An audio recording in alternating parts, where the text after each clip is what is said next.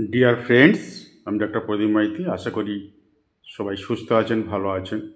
আজ যে বিষয় নিয়ে আলোচনা করছি, আমাদের প্রাত্যহিক জীবনে আমরা যদি কিছুটা পরিমাণ গরম জল গ্রহণ করি, অনেক তাতে উপকার আছে।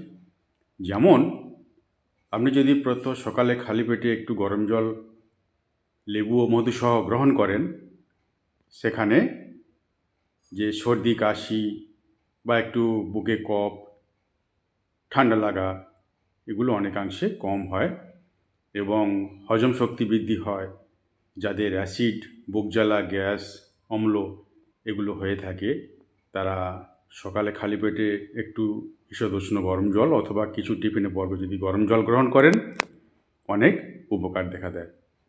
এবং এই গরম জল প্রত্যহ যদি একটু করে গ্রহণ করেন, আমাদের শরীরে যে টক্সিন সৃষ্টি হয়, বিভিন্ন রকমের যে টক্সিনগুলো সৃষ্টি হয়, এই টক্সিন দূর হতে সাহায্য করে এবং শরীরে যে চর্বি জমে বা ত্বকের ঔজ্জ্বল্য ভাব বজায় রাখে। অনেক উপকার আছে এই গরম জল, হালকা গরম জল গ্রহণ করলে। এবং ওজন কমাতে সাহায্য করে। এই হালকা উষ্ণ যদি গরম জল গ্রহণ করেন, ওজন কমাতেও সাহায্য করে। এবং সর্দি কাশি, কফ, বুকে কফ জমা, এই যেগুলি যাদের রয়েছে, সারতে চায় না, তারা গরম জল অবশ্যই একটু গ্রহণ করবেন। সঙ্গে মধু, লেবু একটু গ্রহণ করবেন। আর কোষ্ঠকাঠিন্যও দূর হয়। এই গরম জল গ্রহণ করার ফলে কোষ্ঠকাঠিন্য দূর হয়।